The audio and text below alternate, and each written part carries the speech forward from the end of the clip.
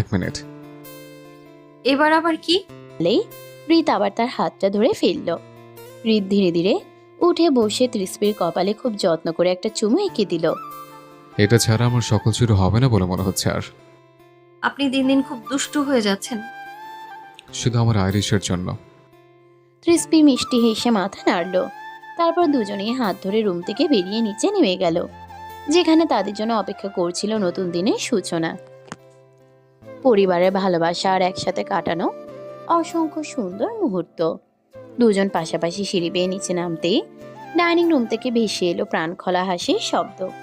এতদিন পর খান ভারিটা যেন আবারও প্রাণ ফিরে পেয়েছে। ড্রয়িং রুমের সোফায় বসে এলি ফোনে কারোর সঙ্গে কথা বলতে বলতে মুচকে মুচকে হাসছে। তার চোখে মুখে স্পষ্ট আনন্দের ছাপ। আর একটু দূরে দাঁড়িয়ে শুভ চুপচাপ সেই হাসিটা দেখছে। কতবার যে কাছে গিয়ে কথা বলতে চেয়েছে, কিন্তু সাহস করে এগোতে পারেনি। সবটা দেখে হৃদ ঠোঁটের কোণে দুষ্টু হাসি টেনে তৃষ্পির কানের কাছে মুখ নিয়ে ফিসফিস করে বলল, দেখছিস আমাদের শুভ সাহেবের অবস্থা? আমার বোনের প্রেমে পড়ে একেবারে কাহিল হয়ে গেছে বেচারা, আর মেয়ে পেল না। ভালোবাসা মানুষকে এমনটাই করে দেয়। আর ভালোবাসা এমন একটা জিনিস যেটা সবার প্রতি আসেও না। আমার অবস্থাও কি এমনই ছিল? আপনার কথা বাদই দিন, আপনি তো প্রথম দিন থেকেই এমন একদম নির্লজ্জ মানে অসভ্য ছিলেন। হৃদ হো হো করে হেসে ওঠে। ঠিক তখনই সালমা খান দুজনকে একসঙ্গে দেখে মুচকি হেসে বললেন, এই যে আমাদের রাজা রানী, অবশেষে ঘুম হইছে। তৃষ্পি লজ্জায় মাথা নিচু করে ফেলল। আর হৃদ একদম নির্বিকার গলায় বলল, কি করবো আম্মু, আজকে একটু বেশি ঘুমিয়ে ফেলছে। আমজাদ খান পত্রিকা ভাঁজ করে রেখে মুচকি হেসে বললেন, বিয়া করা ছেলেপেলেদের আবার সময়ের হিসাব থাকে নাকি? কথাটা শুনে পুরো ঘরে আবারও হাসির রোল পড়ে গেল। লজ্জায় তৃষ্পি চুপি চুপি হৃদের হাতে একটা চিমটি কেটে দিল। উফ, হৃদের মুখ দেখে সালমা খান চিন্তিত হয়ে বললেন, কি হয়েছে বাবা? হৃদ দাঁত চেপে তৃষ্পির দিকে একবার তাকিয়ে শান্ত গলায় বলল, কিছু না আম্মু, একটা মশা কামড়াইছে। তৃষ্পি ঠোঁট কামড়ে হাসি চাপার চেষ্টা করলেও পারল না। এলি তো হেসেই গুটি গুটি। সুযোগ বুঝে শুভ বলল, হৃদ ভাই, মশাটা মনে হয় অনেক সাহসী হবে। তোর হিসেব পরে নিচ্ছে। আবারও হেসে উঠল সবাই। অনেকদিন পরে এবারের দেয়ালগুলো যেন আবারও হাসির শব্দে মুখর হয়ে উঠল। নাস্তা শেষ হওয়ার পর সবাই যে যার মতো ব্যস্ত হয়ে গেল। ঠিক তখনই এলির ফোন আবার ভিজে উঠল। স্ক্রিনে ভেসে উঠল হৃদয় কলিং। এলির ঠোঁটে অজান্তে একটা সুন্দর হাসি ফুটে উঠল। সে ফোনটা হাতে নিয়ে ধীরে ধীরে বারান্দার দিকে চলে গেল। দূর থেকে সবটা দেখছিল শুভ। তার বুকের ভেতরটা হঠাৎ করেই কেমন যেন ভারী হয়ে গেল। হৃদ এসে তার পাশে দাঁড়িয়ে কাঁধে হাত রাখলো। যা কথা বল। কি বলবো ভাই, ও তো আমার মানুষই মনে করে না, ভাই হিসেবেও না, বন্ধু হিসেবেও না। আমি যেন ওর কাছে শত্রু।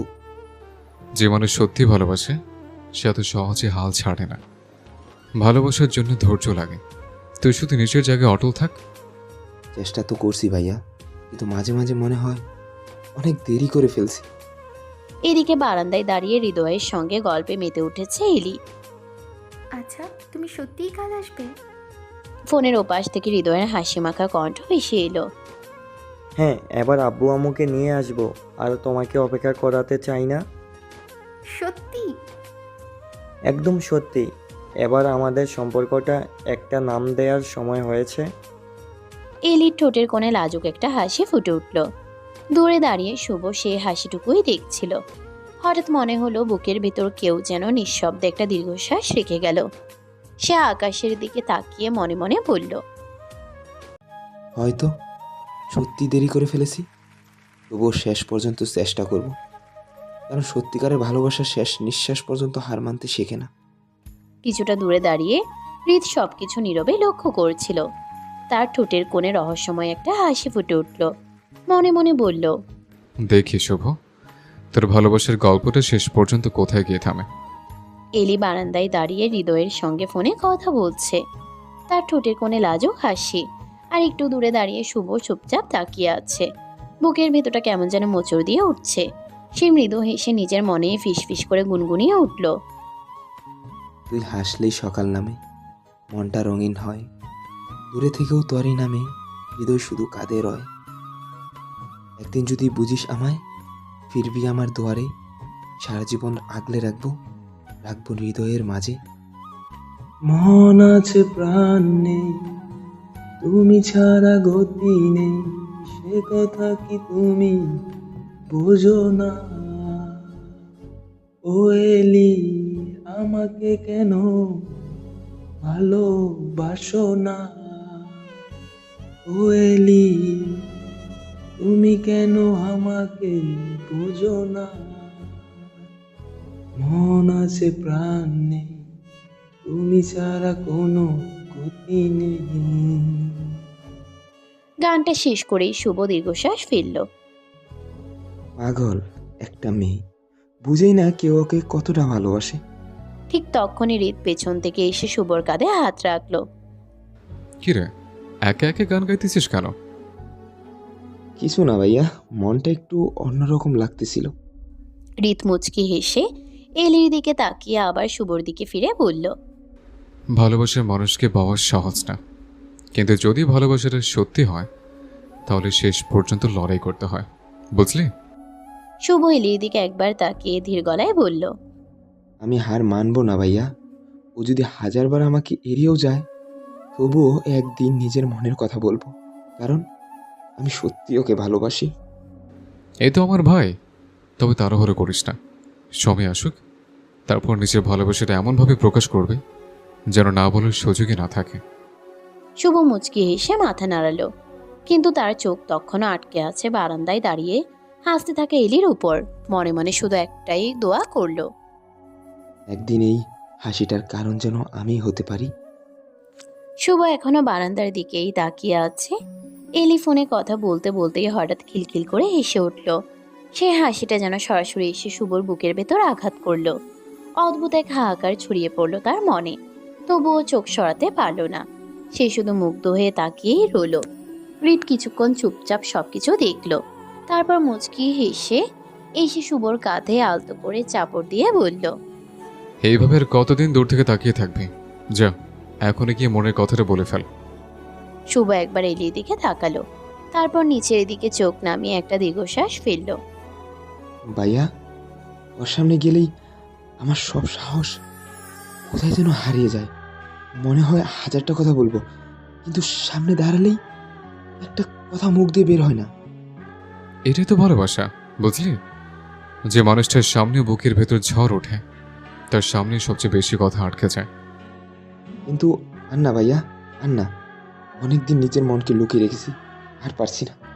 সে আবার একবার এলির দিকে তাকিয়ে দৃঢ় কণ্ঠে বলল, কথা দিলাম, কাল রাতেই আমি তোমার বোনকে আমার মনের সব কথা বলে দিব। যদি না বলে, তবু অন্তত এই আফসোসটা থাকবে না যে আমি কখনো চেষ্টা করিনি। হৃদের ঠোঁটে তৃপ্তির হাসি ফুটে উঠল। সে শুভর কাঁধে শক্ত করে হাত রেখে বলল, এই তো আমার ভাই, ফলাফল যাই হোক, একজন পুরুষের নিজের অনুভূতির সম্মানের সঙ্গে প্রকাশ করার সাহস থাকা উচিত। আমি দোয়া করি আল্লাহ যেন তোর ভালোবাসাকে কবুল করেন। ইনশাআল্লাহ, আগামীকাল রাতটা হয় আমার জীবনের সবচেয়ে সুন্দর রাত হবে, না হয় সবচেয়ে কষ্টের, কিন্তু কালকের পর আর আমার ভালোবাসা অপ্রকাশিত থাকবে না। মনে রাখিস শুভ, জোর করে কখনো কারো মন জয় করা যায় না। মানুষের হৃদয়ে জিততে হয় সম্মান, ধৈর্য আর নিঃস্বার্থ ভালোবাসা দিয়ে। চেষ্টা করবো ভাইয়া, শেষ নিঃশ্বাস পর্যন্ত চেষ্টা করব। এই তো আমার ভাই, আল্লাহর উপর ভরসা রাখ। কথাটা বলেই হৃদ ধীরে ধীরে ভেতরে চলে গেল। হৃদ ধীরে ধীরে নিজের রুমের সামনে এসে দরজাটা খুলতেই থমকে দাঁড়ালো। রুমের ভেতরে তৃষ্টি বিছানার একপাশে বসে আছে, হাতে একটা বই, কিন্তু চোখ বইয়ের পাতায় নয়। বারবার দরজার দিকেই তাকাচ্ছে। হৃদকে দেখতেই মুখটা উজ্জ্বল হয়ে উঠল। এতক্ষণ কোথায় ছিলেন এমপি সাহেব? কেন, কেউ কি আমার জন্য অপেক্ষা করছিল নাকি? না তো, আমি আবার আপনার জন্য অপেক্ষা করব কেন? তাই নাকি? তাহলে দরজার দিকে বারবার তাকাচ্ছিলে কেন? এমনি ঘুম আসছিল না। মিথ্যে বলা শিখলি কবে? ক্রিস্পি আর নিজেকে সামলাতে না পেরে মুচকি হেসে বলল, আচ্ছা ঠিক আছে, অপেক্ষাই করছিলাম। এখন খুশি? অনেক। বলেই হৃদ হঠাৎ ক্রিস্পির হাতটা ধরে নিজের দিকে টেনে নিল। ক্রিস্পি হক চকিয়ে বলল, এই কি করছেন? কেউ দেখে ফেলবে। আমাদের রুমে এখন কে দেখবে শুনে? তাও কোনো তাও না। তৃষ্পির কপালের উপর নেমে আসা চুলগুলো আলতো করে সরিয়ে দিয়ে রিত বলল, আজ তোকে দেখে মনে হচ্ছে আগের চেয়ে আরো সুন্দর হয়ে গেছিস। আপনার শুধু আমাকে খ্যাপাতেই ভালো লাগে? না, খ্যাপাতে না, সত্যিটাই বলছে। আপনি একদমই ভালো না। উফ, এত জোরে মারলে? নিজের স্বামীর উপর এত অত্যাচার কে করে? নাটক কম করেন এমপি সাহেব। নাটক না, আমার বউটা দিন দিন অনেক শক্তিশালী হয়ে যাচ্ছে। আর আপনি দিন দিন বেশি দুষ্টু হচ্ছেন। সেটা তো শুধু তোর জন্য। কথাটি শুনে তৃষ্পির গাল আবার লাল হয়ে উঠল। সে ধীরে ধীরে হৃদের কাঁধে মাথা রেখে নরম গলায় বলল, জানেন, এখন আপনার পাশে থাকলেই মনে হয় পৃথিবীর সব নিরাপত্তা এখানেই। এই জায়গাটা সবসময় তোরই থাকবে আইরিশ। যতদিন আমি বেঁচে আছি ততদিন তোকে কোনো কষ্ট একা সহ্য করতে দেব না। তৃষ্পি চোখ বন্ধ করে শান্তির নিঃশ্বাস ফেলল। কয়েক মুহূর্ত দুজনেই নিশ্চুপ। হঠাৎ তৃষ্পি মুখ তুলে দুষ্টু হেসে বলল, আচ্ছা এমপি সাহেব, আজকে শুভ ভাইয়ার খুব সাহস বেড়ে গেছে দেখলাম। হ্যাঁ, কাল নাকি এলিকে প্রপোজ করবে। সত্যি? হুম, তবে আমার বোন কি উত্তর দেবে সেটা একমাত্র আল্লাহই জানেন। আমি শুধু চাই কারো মন যেন না ভাঙে। সব ভালোবাসার শেষটা এক হয় না আইরিশ, কিন্তু সত্যিকারের ভালোবাসা কখনো অসম্মান করতে শেখায় না। তৃষ্পি মাথা নেড়ে সম্মতি জানালো। তারপর মুচকি হেসে বলল, চলো না এবার ঘুমাই, কাল মনে হয় খানবাড়িতে আবার নতুন একটা অধ্যায় শুরু হতে যাচ্ছে। হৃদ তৃষ্পির কপালে আলতো করে চুমু এঁকে দিল। হুম, কালকে রাতটা হয়তো কারো জীবনের সবচেয়ে সুখের রাত হবে, আবার কারোর সবচেয়ে কঠিন পরীক্ষার রাত। দুজনেই আলো নিভিয়ে পাশাপাশি শুয়ে পড়ল।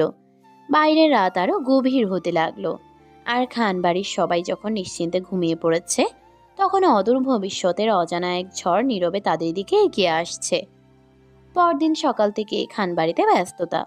সালমা খান রান্নাঘরে একের পর এক খাবার তৈরি করছেন। তৃষ্পিও তার সঙ্গে ব্যস্ত। পুরো বাড়িতে আজ যেন অতিথি আসার আমেজ। তৃষ্পি হেসে বলল, আম্মু এত কিছু রান্না কেন করেছেন? প্রথমবার বাড়িতে অতিথি আসবে, খালি হাতে কি বসানো যায়? ঠিক তখনই এলি নিচে নেমে এলো। আজ তাকে অন্যদিনের চেয়ে অনেক বেশি সুন্দর লাগছে। হালকা গোলাপি রঙের সালোয়ার কামিজ, খোলা চুল আর মুখে লাজুক হাসি। তৃষ্পি এলিকে দেখে মুগ্ধ হয়ে বলল, মাশাআল্লাহ, আমার ননদটাকে তো আজ একদম পরীর মতো লাগছে। তোর ফালতু কথা বন্ধ কর। সালমা খান মুচকি হেসে এলির কপালে আলতো করে চুমু এঁকে দিলেন।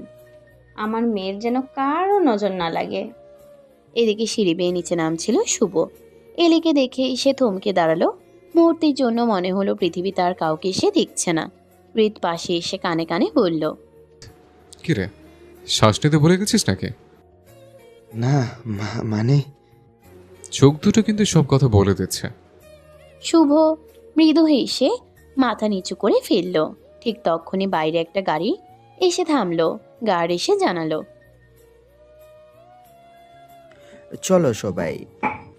কিছুক্ষণের মধ্যেই হৃদয় তার বাবা মাকে নিয়ে ভেতরে প্রবেশ করলো। এলি মাথা নিচু করে সালাম করলো। হৃদয়ের মা হাসি মুখে বললেন। সালমা খান আন্তরিকভাবে সবাইকে বসতে দিলেন। চা নাস্তা পরিবেশন করা হলো। আড্ডার এক পর্যায়ে হৃদয়ের বাবা বললেন, আমরা আজ একটা ভালো উদ্দেশ্য নিয়ে এসেছিলাম আপনার বাড়িতে। ঘরের পরিবেশটা হঠাৎ একটু গম্ভীর হয়ে গেল। আমজাদ খান হাসি মুখে বললেন, জি বলুন। আমাদের ছেলে আপনাদের মেয়ে একে অপরকে পছন্দ করে, যদি আপনার সম্মতি থাকে তাহলে আমরা আনুষ্ঠানিকভাবে সম্পর্কটা এগিয়ে নিতে চাই। কথাটা শেষ হতে এলি লজ্জায় মাথা নিচু করে ফেলল। সালমা খান মেয়ের দিকে তাকিয়ে মৃদু হাসলেন। ঘরটা এক অদ্ভুত ভারে ভরে গেল। আর সেই ভারের মাঝেই শুভ দাঁড়িয়েছিল চুপচাপ। সে জানতো এলি হৃদয়কে ভালোবাসে, তবুও আজ এই মুহূর্তটা সে মানতে পারছিল না। বুকের ভেতর কোথাও যেন কিছু ভেঙে পড়ছিল বারবার। তার হাত কাঁপছিল, শ্বাস ভারী হয়ে আসছিল। হঠাৎই সে উঠে দাঁড়ালো। সবাই অবাক হয়ে তার দিকে তাকালো। শুভ কাপা গলায় বলল, বড় আব্বু, আমি আমি একটা কথা বলতে চাই। ঘরের ভেতর নিস্তব্ধতা নেমে এলো। শুভ একবার এলির দিকে তাকালো, তারপর চোখ নামিয়ে নিল। আমি জানি এলি হৃদয়কে ভালোবাসে, আমি এটাও জানি আমার এই কথাগুলো কিছুই বদলাবে না। তবু তবু আজ যদি না বলি তাহলে সারা জীবন নিজেকে ক্ষমা করতে পারবো না। তার গলা কেঁপে উঠল। আমি অনেকদিন ধরে এলিকে ভালোবাসি, কখনো জোর করিনি, কারণ জানতাম ওর মনে অন্য কেউ আছে।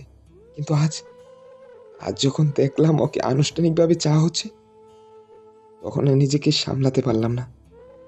ঘরটা আরো নিস্তব্ধ হয়ে গেল। শুভ ধীরে ধীরে বলল, আমি শুধু এতটুকুই বলতে চাই, যদি কোনোদিন একটু আগে সাহস করে বলতে পারতাম, তাহলে হয়তো গল্পটা অন্যরকম হতে পারতো। তার চোখ ভিজে উঠল, কিন্তু কণ্ঠ স্থির রাখার চেষ্টা করলো। আজ আমি আজ আমি কাউকে থামাতে আসিনি, শুধু আমার ভালোবাসার শেষ কথাটা বলে যেতে এসেছি। শুভর কথাগুলো শেষ হতেই ঘরের ভেতর যেন নিঃশব্দ ঝড় বয়ে গেল। কেউ একটুও নড়ছে না, শুধু বাতাসটুকু ভারী হয়ে আছে। শুভ মাথা নিচু করে দাঁড়িয়েছিল, চোখের কোণ ভিজে উঠেছে, কণ্ঠ আর ঠিকমতো বের হচ্ছে না। সে ধীরে ধীরে বলল, বড় আব্বু, আমি জানি আমি দেরি করে ফেলেছি, আর আমার কথার কোনো অধিকার হয়তো এই মুহূর্তে নেই। একটু থেমে সে এলির দিকে একবার তাকালো। সেই তাকানোতে ছিল না অভিযোগ, ছিল শুধু নিঃশব্দ ভালোবাসার গভীর ব্যথা। তারপর আবার বলল, তবু তবু যদি কখনো কোনো দিন মনে হয় আমি যোগ্য, তাহলে আপনারা যদি পারেন আমার হাতে এলিকে তুলে দিবেন। কথাটা বলেই তার গলা কেঁপে উঠল। আমি ওকে খুব ভালোবাসি আঙ্কেল, সত্যি বলছি। অনেক আগেই বলা উচিত ছিল, কিন্তু সাহস পাইনি, সময়ও হয়নি। তার চোখ দিয়ে অশ্রু গড়িয়ে পড়ল। সে দ্রুত হাত দিয়ে মুছে ফেলল, যেন কেউ দেখতে না পায়। আজ আমি কোনো দাবি নিয়ে আসিনি, শুধু একটা অনুরোধ রেখে যাচ্ছি। যদি পারেন তাহলে আমার অনুরোধটি রাখার চেষ্টা করবেন, প্লিজ বড় আব্বু, প্লিজ। সে আর দাঁড়িয়ে থাকতে পারল না। বুকটা এমন ভাবে ভারী হয়ে এলো যেন নিঃশ্বাস আটকে যাচ্ছে। শুভ হঠাৎই পেছন ঘুরে নিল, কোনো দিকে না তাকিয়ে দ্রুত পায়ে দরজার দিকে এগিয়ে গেল। প্রীত কিছু বলতে গিয়েও থেমে গেল, কারণ শুভর ভাঙা চোখের ভাষা তখন আর কোনো সান্ত্বনা শুনতে চাইছিল না। দরজা খুলতেই বাইরের আলো এসে পড়ল তার মুখে। সে এক মুহূর্ত থমকে দাঁড়ালো, হাত দিয়ে আবার চোখ মুছল, কিন্তু অশ্রু থামছে না। তারপর ধীরে ধীরে বাইরে বেরিয়ে গেল নিঃশব্দে, মাথা নিচু করে, নিজের ভালোবাসাকে বুকের ভেতর চেপে ধরে। ঘরের ভেতরে রয়ে গেল শুধু নীরবতা আর এলির চোখে জমে থাকা অজানা এক অস্থিরতা।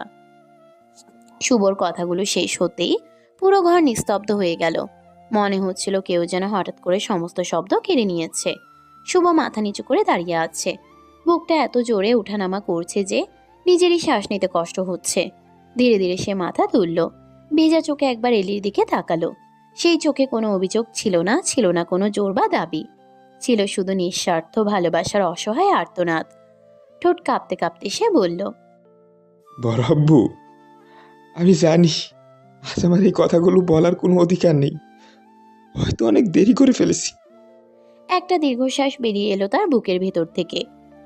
আমি জানি এলি হৃদয়কে ভালোবাসে, আর আমি কখনো চাই না আমার জন্য ওর মুখের হাসিটা মুছে যাক। আমি শুধু নিজের মনটার কাছে হেরে গেছি। কথাগুলো বলতে বলতেই তার গলা ধরে এলো, চোখের পানি আর আটকে রাখতে পারল না।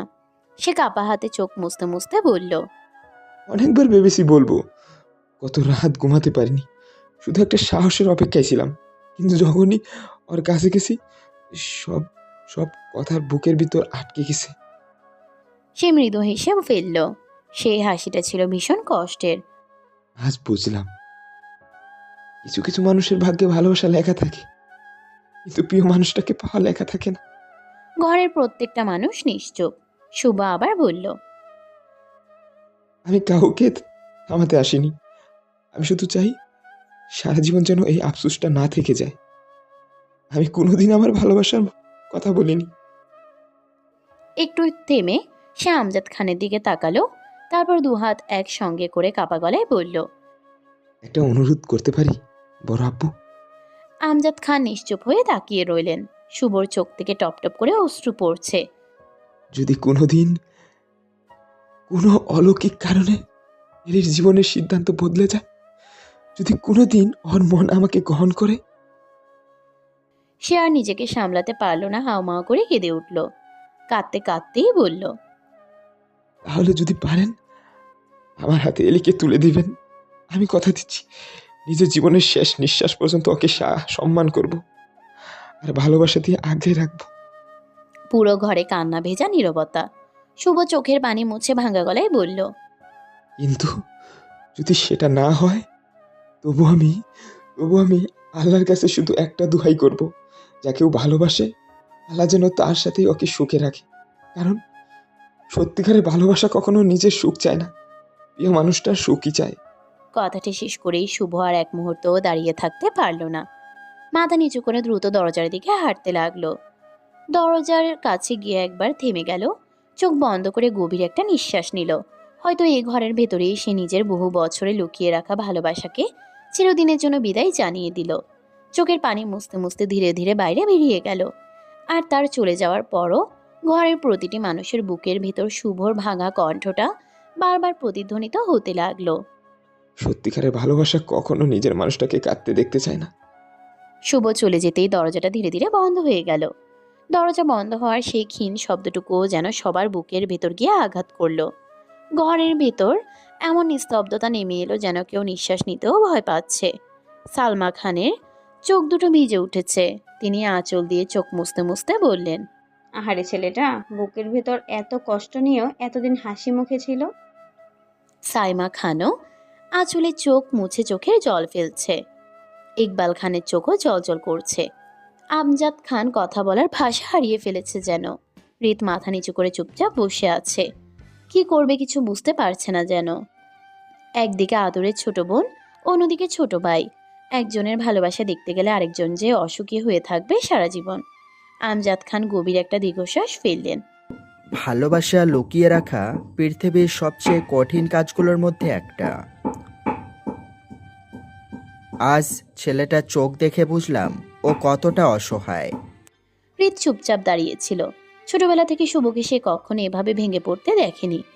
আজ যেন তার ছোট ভাইটার বুকটাই ভেঙে চুরমার হয়ে গেল। সে আর এক মুহূর্তও দাঁড়িয়ে থাকতে পারল না, দ্রুত পায়ে বাড়ির বাইরে বেরিয়ে গেল। বাড়ির গেটের পাশেই বড় আম গাছটার নিচে দাঁড়িয়ে আছে শুভ। দুই হাত দিয়ে মুখ ঢেকে নীরবে কাঁদছে। কাঁধ দুটো বারবার কেঁপে উঠছে। রীত ধীরে ধীরে এগিয়ে তার পাশে দাঁড়ালো, কিছু বলল না, শুধু ভাইয়ের কাঁধে আলতো করে হাত রাখলো। এই সামান্য স্পর্শেই শুভ আর নিজেকে সামলাতে পারল না। হঠাৎ করে রীতকে শক্ত করে জড়িয়ে ধরে হাওমাও করে কেঁদে উঠল। ভাইয়া, খুব কষ্ট হচ্ছে, মনে হচ্ছে বুকের ভিতরটা কেউ ছিঁড়ে ফেলছে। হৃদ চোখের পানি লুকাতে পারল না। সে শুভর মাথায় হাত বুলিয়ে শান্ত গলায় বলল, কাঁদ, মন খুলে কাঁদ, সব কান্না আটকে রাখতে নেই। আমি তো শুধু ওকে ভালোবেসেছিলাম, কোনোদিন ওর কাছে কিছু চাইনি, আজও চাই না। তবু এত কষ্ট কেন হচ্ছে ভাইয়া? কারণ তুই সত্যি সত্যি ভালোবেসেছিস। সত্যিকারের ভালোবাসা মানুষকে যেমন হাসাতে পারে, তেমনি সবচেয়ে বেশি কাঁদাতেও পারে। শুভ চোখ মুছে আকাশের দিকে তাকালো, দুই হাত তুলে ফিসফিস করে বলল, হে আল্লাহ, যদি এলির সুখ হৃদয়ের সাথেই লেখা থাকে, তাহলে ওকে অনেক সুখে রাখবেন। আর আমার এই ভালোবাসাটাকে আপনি আপনার কাছে আমানত রাখুন। আমি আর কাউকে কষ্ট দিতে চাই না। দোয়া শেষ করেই শুভ ভেঙে পড়ল। তার কান্নার শব্দে যেন চারপাশের বাতাসও ভারী হয়ে উঠল। দূরে বারান্দায় দাঁড়িয়ে এলি সবকিছু দেখছিল। শুভর চোখের পানি দেখে তার নিজের চোখও অজান্তেই ভিজে উঠল। সে জানে সে হৃদয়কে ভালোবাসে, তবুও একজন মানুষের নিঃস্বার্থ ভালোবাসার এমন পরিণতি তার বুকেও অদ্ভুত এক ব্যথা তৈরি করল। নিজের অজান্তেই এলির ঠোঁট কেঁপে উঠল। আল্লাহ, কাউকে এমন একতরফা ভালোবাসার পরীক্ষা দিয়েন না। আর ঠিক তখনই দূরে দাঁড়িয়ে থাকা হৃদয় সবকিছু নীরবে দেখছিল। তার চোখেও ফুটে উঠেছিল এক গভীর ভাবনা। এবার হয়তো তাকে শুধু নিজের ভালোবাসা নয়, শুভর ভাঙ্গা হৃদয়ের দিকেও তাকাতে হবে। হৃদয় এতক্ষণ চুপচাপ দাঁড়িয়ে সবকিছু দেখছিল। শুভর কান্না, তার ভেঙে পড়া, আর শেষ পর্যন্ত আল্লাহর কাছে এলির সুখ চেয়ে দোয়া করা, সবকিছুই হৃদয়ের বুকের ভিতর অদ্ভুত এক ভার তৈরি করলো। সে ধীরে ধীরে হৃদের দিকে এগিয়ে এলো। হৃদ তখনও শুভর কাঁধে হাত রেখে দাঁড়িয়ে আছে। হৃদয় নিচু গলায় বলল,